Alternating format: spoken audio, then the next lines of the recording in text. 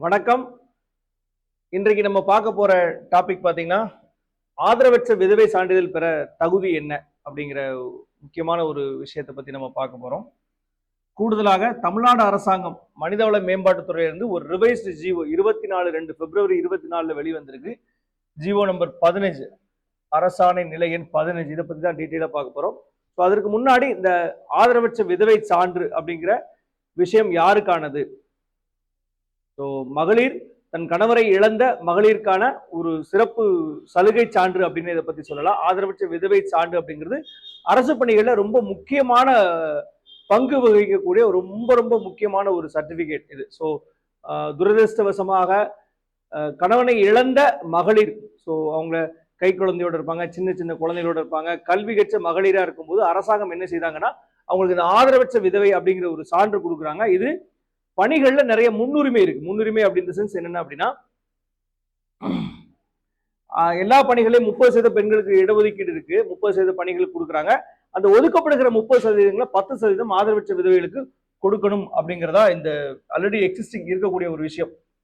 30% பணியிடங்களில் 10% பணியிடங்கள் ஆதரவற்ற விதவைகளுக்கு ஒதுக்கப்பட வேண்டும் அப்படிங்கறத சொல்லியிருக்காங்க. இது நமக்கு ஆல்ரெடி நடைமுறையில் இருக்கக்கூடிய விஷயம். இதுல கூடுதலா இம்முறை என்ன விஷயங்களை மாத்திருக்காங்க அப்படிங்கறத பாத்தீங்க அப்படின்னா,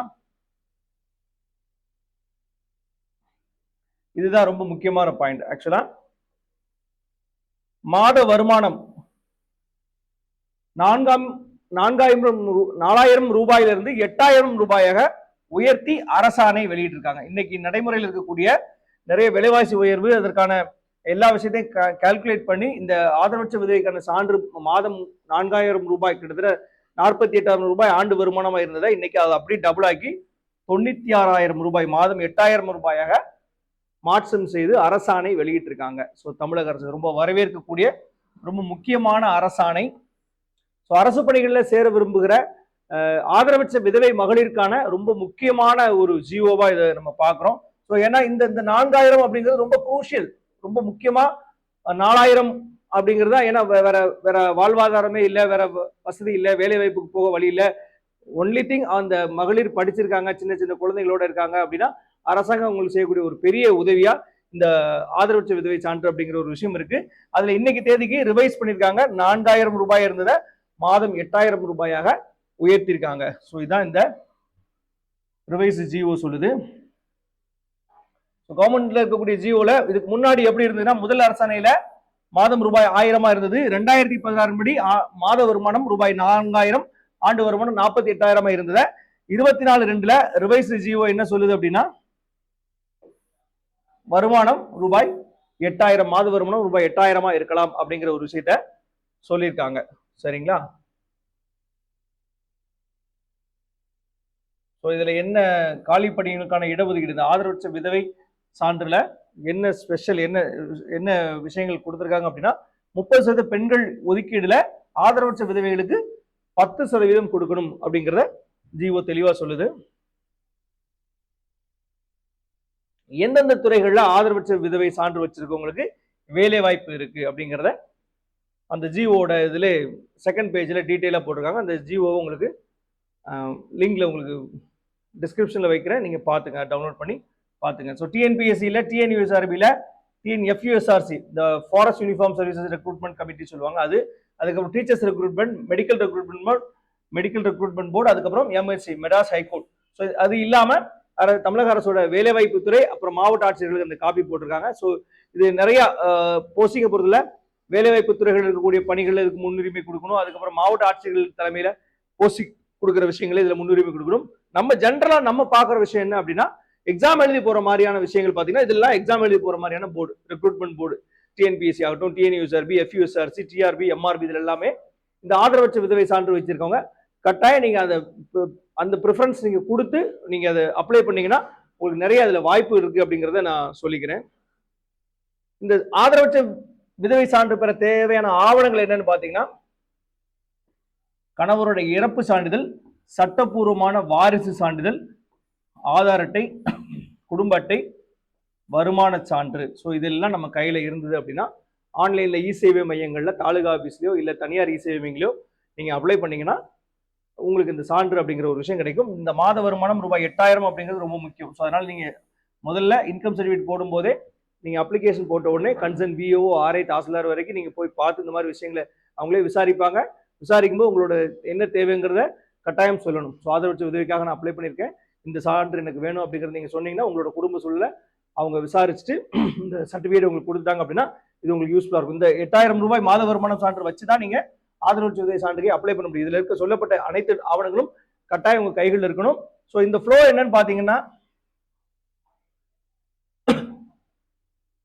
ஸோ ஆதரவற்ற விதவை சான்றை பொறுத்தவரை ஃபர்ஸ்ட் விஓஓ, அடுத்து ஆர்ஐ ரெவென்யூ இன்ஸ்பெக்டர், அதுக்கப்புறமா டெப்யூட்டி தாசில்தார், அப்புறம் தாசில்தார், அதுக்கப்புறமா RDO or sub collector or deputy collector, இந்த கேடர்ல இருக்கக்கூடிய அதிகாரிகள் அவங்க தான் இஷ்யூயிங் அத்தாரிட்டி. ஆதரவற்ற விதவை சான்று வழங்குறதுக்கு அதிகாரம் யாருக்கு இருக்குன்னா ரெவென்யூ டிவிஷனல் ஆஃபீஸர், டிசின்னு சொல்லக்கூடிய ரெவென்யூ டிவிஷனல் ஆஃபீஸர், அதுக்கப்புறம் சப் கலெக்டர் ரேங்க்ல இருக்கக்கூடிய அதிகாரி இதை இஷ்யூ பண்ணுவாங்க. ஸோ விஓ வெரிஃபை பண்ணுவார், ஆர்ஐ வெரிஃபை பண்ணுவார், டெப்யூட்டி தாசில்தார் தாசில் லெவலில் முடிச்சு அதுக்கப்புறமா ஆடியோ லெவலில் இதோட ஜென்யூனஸ் எல்லாம் உங்களுக்கு தேவையான விஷயங்கள் எல்லாம் விசாரிப்பாங்க.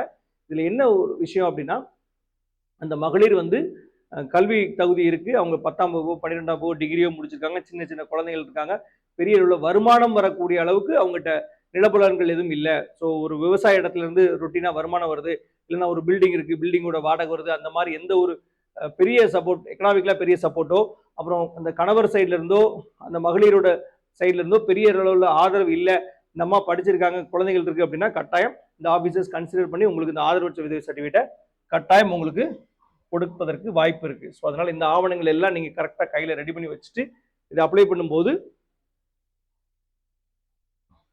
கிடைக்கும். சரிங்களா? ஸோ இந்த விஷயங்கள் எல்லாம் வச்சு பார்த்தீங்கன்னா, இப்போ நமக்கு ஜென்ரலா டிஎன்பிஎஸ்சியோ டிஎன்யூஎஸ்ஆர்பிலையோ வேற போர்டுலையோ பார்த்தீங்கன்னா உங்க கையில ஆதரவற்ற விதவை சான்று இருக்கு, அதை வச்சு நீங்க அப்ளை பண்ணீங்க அப்படின்னா கிட்டத்தட்ட கட் ஆஃப் பொறுத்தவரை இப்போ நீங்க ஜென்ரலா ஒரு ஜென்ரல் கட் ஆஃப் பார்த்தீங்கன்னா, ஃபார் எக்ஸாம்பிள் விமனுக்கு ஒரு 170 கட் ஆஃப் இருக்கு அப்படின்னா டிஎன்பிசியில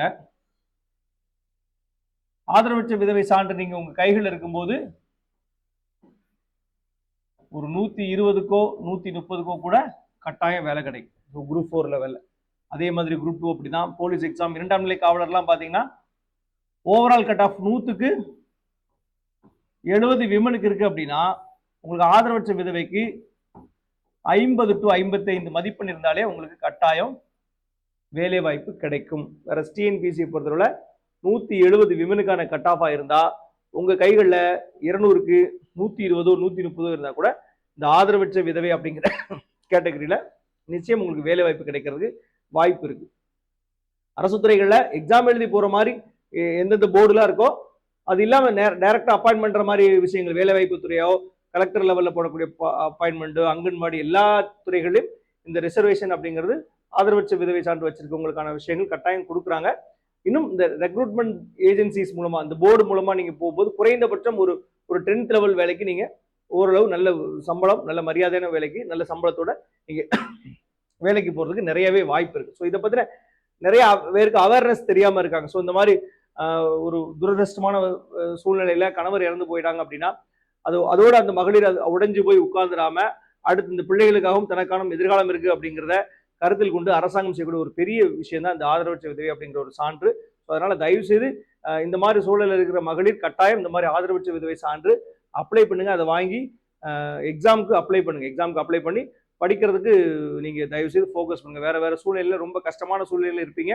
பட் இந்த மாதிரி ஒரு சான்று இருக்கு அப்படிங்கிறது நிறைய பேருக்கு தெரியாம இருக்கு. இன்னும் கூடுதலா இதோட என்னென்ன வேல்யூ, இந்த சர்டிபிகேட் என்னெல்லாம் வேல்யூ இருக்குன்னு நிறைய பேர் தெரியாம அது வாங்கி வச்சுட்டு நிறைய பேர் சும்மா இருந்துடுறாங்க. ஏதோ ஒரு சர்டிபிகேட் கொடுத்தாங்க வாங்கி வைக்கிறேன் அப்படிங்கிற மாதிரி இல்லாம உங்க கைகளில் 10ஆம் வகுப்போ பட்டய படிப்போ அப்புறம் டிகிரியோ என்ன இருந்தாலும் சரி தயவு செய்து எல்லா எக்ஸாமுக்கும் அப்ளை பண்ணுங்க. அப்ளை பண்ணும்போது இந்த ஆதரவற்ற விதவை அப்படிங்கிறத மென்ஷன் பண்ணி இதை எழுதணும். இன்னும் நிறைய பேருக்கு ஒரு டவுட் இருக்கு, சாதாரண விதவை சான்று வச்சிருந்தாலும் இந்த கேட்டகரியில வருமானா விதவை சான்று அப்படிங்கிறது தாசில்தார் கொடுக்கக்கூடியது, வட்டாட்சியர் கொடுக்கக்கூடிய சான்று.